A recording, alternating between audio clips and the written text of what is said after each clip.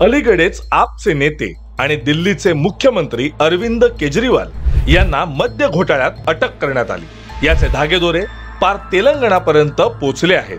केसीआर यांच्या कन्या के कविता यांनाही ईडीने या प्रकरणी अटक केली। देशभरात या घोटाळ्याचं जाळं पसरलं असून यात आता महाराष्ट्राचे माजी मुख्यमंत्री उद्धव ठाकरे यांचंही नाव पुढे येत आहे।